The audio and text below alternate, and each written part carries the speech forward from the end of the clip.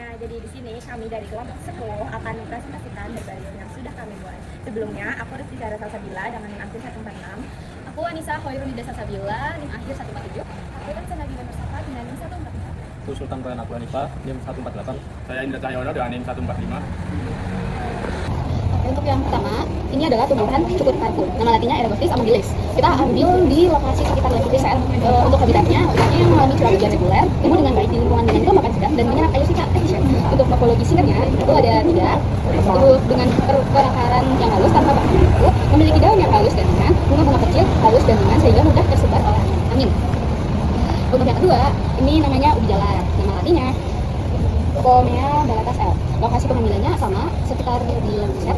Untuk habitatnya tumbuh di wilayah iklim tropis dan subtropis yang panas dan lembab, suhu ideal antara 21 sampai 27 derajat Celcius dan membutuhkan sinar matahari 11 sampai 12 jam per hari. Morfologi singkatnya itu batangnya lunak, tidak berkayu, bagian akar menyimpan cadangan makanan, daun tunggal berwarna hijau atau ungu dengan bentuk beragam seperti bulat, cantul, dan jari.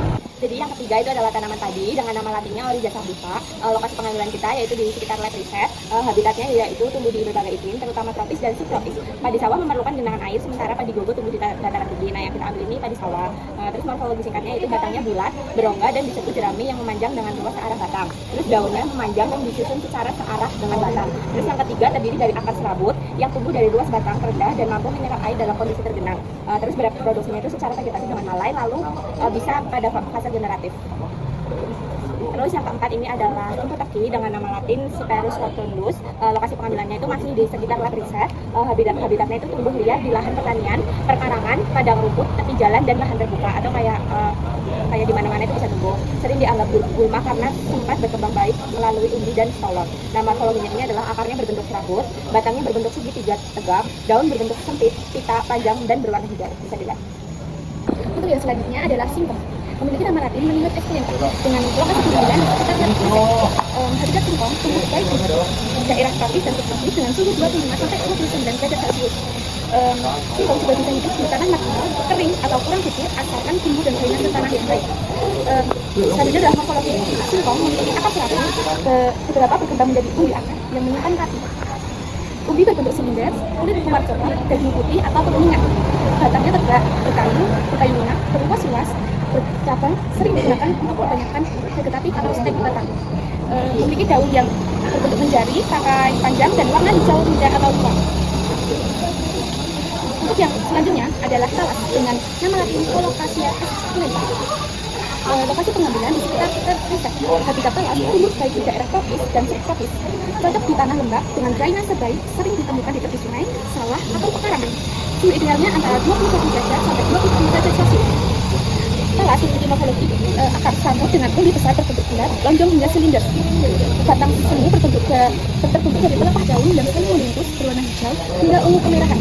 Daun berbentuk hati besar, permukaan daun licin, daun sering disebut berbentuk perisai. Buah dan biji berbentuk kulit beri kecil, namun jarang terbentuk karena kebanyakan lebih sering melalui umbi atau anak umbi. Yang selanjutnya adalah tanaman meniran.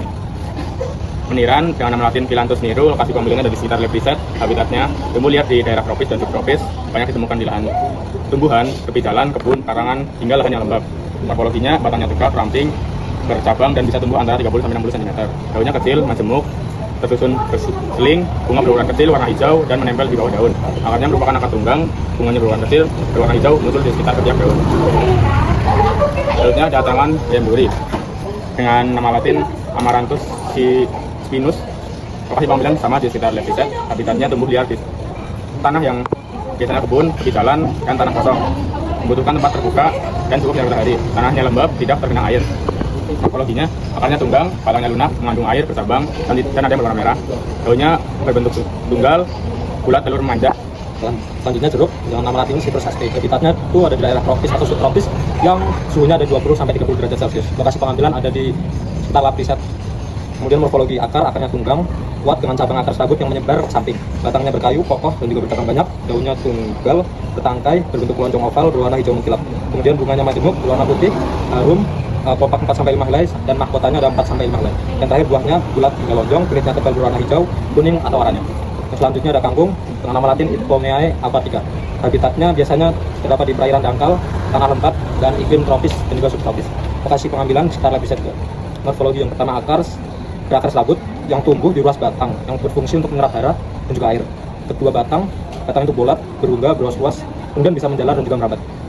Kemudian daunnya tunggal, bentuknya bervariasi, ada yang panjang lancet atau agak hati, kemudian berwarna hijau.